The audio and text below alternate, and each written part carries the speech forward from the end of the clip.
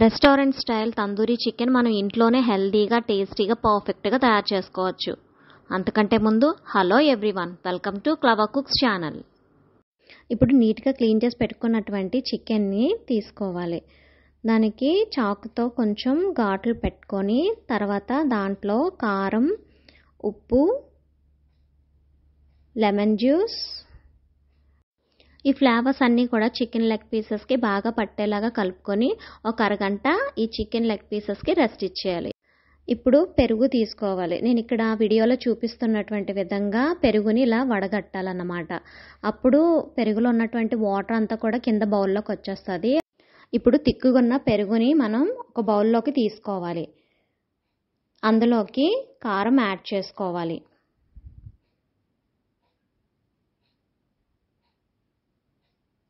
Salt కూడా add చేసుకోవాలి. అలాగే లెమన్ జ్యూస్ కూడా యాడ్ చేసుకోవాలి. అలాగే తందూరి పేస్ట్ కూడా యాడ్ చేసుకోవాలి. మొత్తం ఇవన్నిటిని కూడా బాగా మిక్స్ చేసుకొని ఒక థిక్ కన్సిస్టెన్సీ లాగా కలుపుకోవాలి. అలా థిక్ కన్సిస్టెన్సీ వచ్చిన తర్వాత లెగ్ పీసెస్కి వీటిని ఈ పేస్ట్ అంతటిని కూడా అప్లై చేయాలి. ఇది బాగా అప్లై చేసిన తర్వాత అల్లం వెల్లుల్లి పేస్ట్ కూడా యాడ్ చేసుకొని బాగా అప్లై చేసుకోవాలి.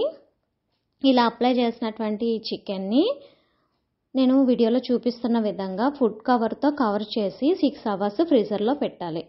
6 అవర్స్ తర్వాత ఫ్రీజర్లో నుంచి బయటికి తీసి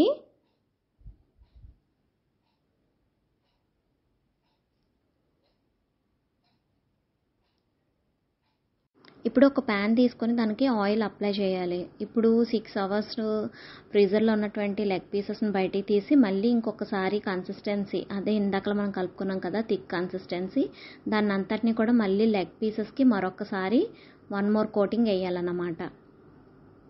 ఎందుకంటే 6 అవర్స్ తర్వాత అది బాగా అబ్జర్వ్ అయిపోతుంది కదా, అందుకని చెప్పి మళ్ళీ మనం ఇంకొకసారి కోటింగ్ అప్లై చేయాలి.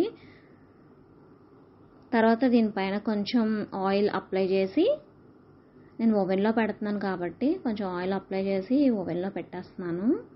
ఇప్పుడు ఎలాగైతే ఓవెన్లో ఆయిల్ అప్లై చేసి మనం ఎలాగైతే ఓవెన్లో పెట్టామో అదే విధంగా రెండో వైపు కూడా తిప్పుకొని మనం ఆ విధంగానే ఆయిల్ అప్లై చేసి చేయాలి. ఇదైతే నేను ఫస్ట్ టైం చేసిన ప్రాసెస్ అన్నమాట. తర్వాత ఆయిల్ అప్లై చేసిన తర్వాత సెకండ్ ప్రాసెస్ చూసారు కదా, ఈ విధంగా ఉన్నది.